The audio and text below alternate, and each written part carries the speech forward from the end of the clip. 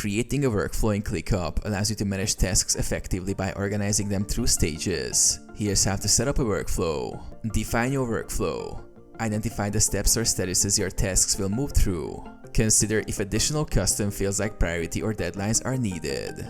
Set up a space, folder or list. Navigate to the space, folder or list where you want the workflow. Click the settings icon for the space or folder and select statuses.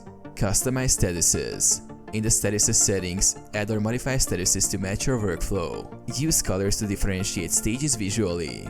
Include statuses like waiting for approval or blocked if necessary. Save changes once all statuses are added. Add tasks to the workflow. Create tasks within the list. Assign a status to each task based on its current stage in the workflow.